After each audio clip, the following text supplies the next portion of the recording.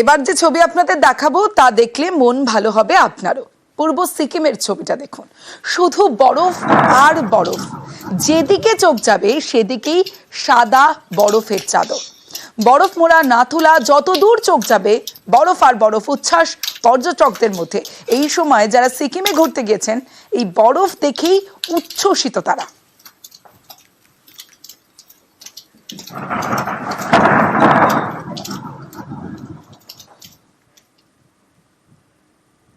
April May গরম পড়লেই ঝরে পড়ে মহুল গাছের ফুল। এই ফুলই বিক্রি করা হয় বাজারে। পুরুলিয়ার জঙ্গলমহলের বাসিন্দাদের মুখে হাসি ফোটে।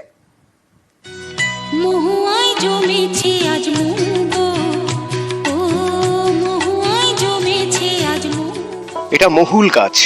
এ গাছে ফুল ফোটে। এই ফুল থেকে যে পানীয় তৈরি হয় তাকেই বলে মহুয়া, যা নেশা ধরায়।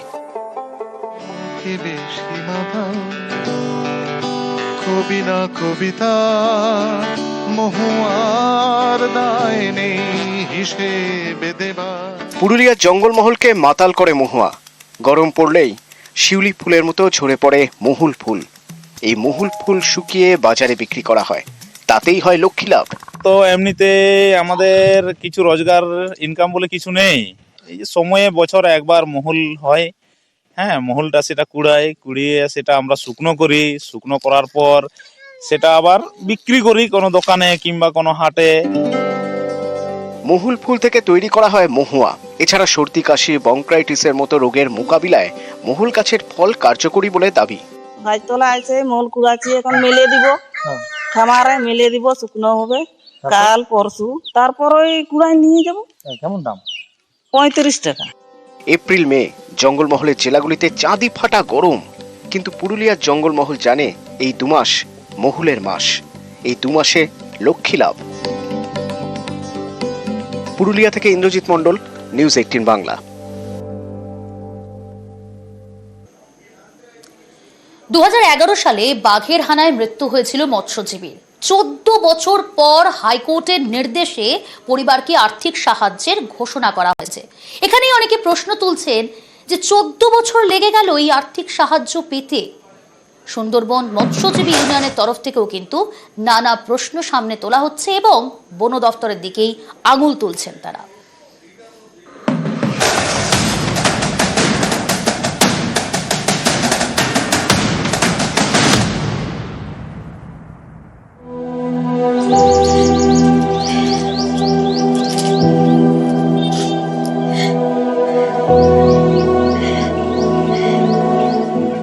নিরাপদ মণ্ডল সুন্দরবনের মৎস্যজীবী। মাছ ধরতে গিয়ে বাঘের হানায় প্রাণ যায় 2011 সাল, আর এটা 2025। 14 বছর পর তার পরিবারকে আর্থিক সাহায্য দেওয়ার নির্দেশ হাইকোর্টে। বন দপ্তরকে 5 লক্ষ টাকা দিতে হবে। বুধবার নির্দেশ দেয় হাইকোর্ট। মহামান্য বিচারপতি অমৃতা সিনহা তার রায়ে বলেছেন 5 লক্ষ টাকা ক্ষতিপূরণ দিতে হবে 8 সপ্তাহের মধ্যে। এটা দেবে আপনার field director, Sundarban reserve authority, chief conservator of forest, department of forest.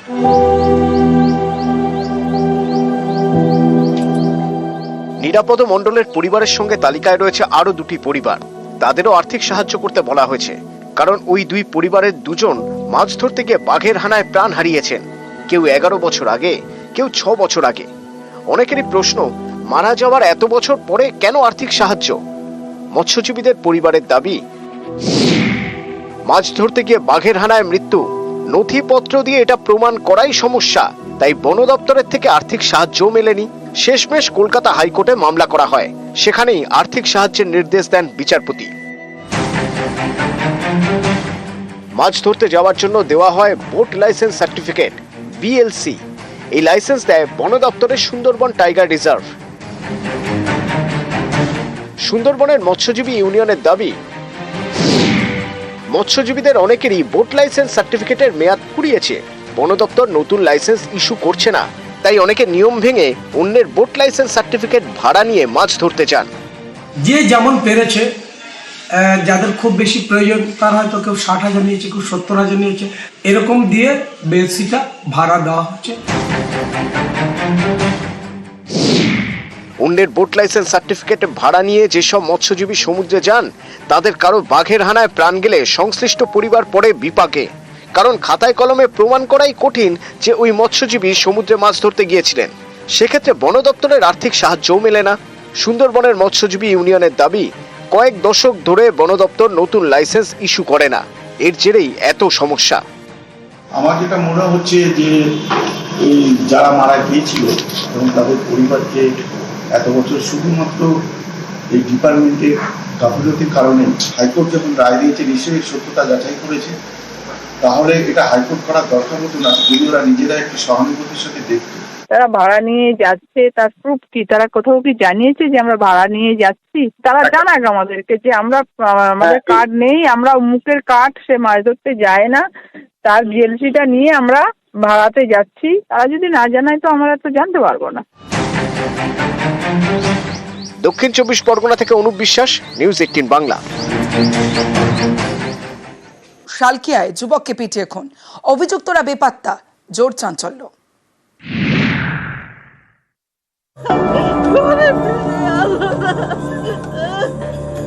ও তো ছেলে ভালো ছিল, কোথাও আমি থাকবা তুমি। প্রেমিকার সামনে প্রেমিককে মার, আক্রান্ত প্রেমিক এবং তার বন্ধু, দুই যুবককে রাস্তায় ফেলে মার। এতে প্রেমিকের মৃত্যু, প্রেমিকের বন্ধু জখম।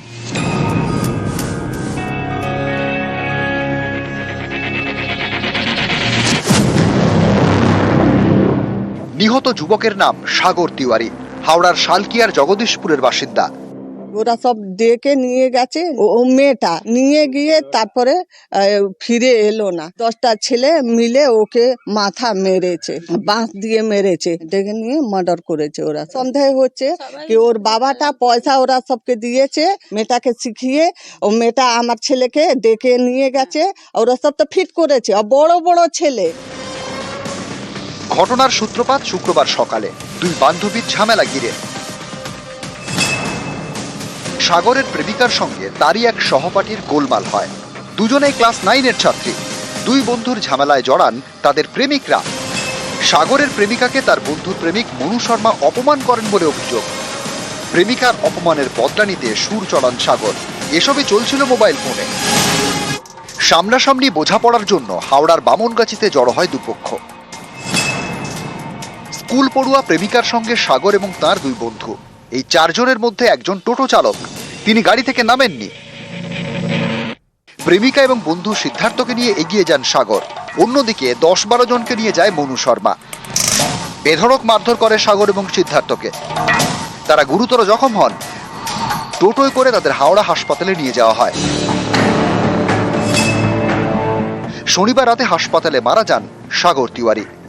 আগের ওই যে ছেলেটা মেরেছে, ওই ছেলেটা আগে ওর বয়ফ্রেন্ড ছিল।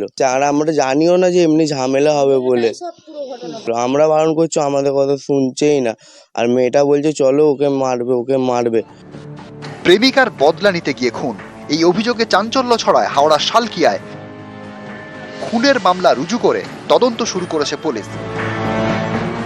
হাওড়া থেকে রাজু ভূঁইয়ার সঙ্গে দেবাশিস চক্রবর্তী, নিউজ 18 বাংলা।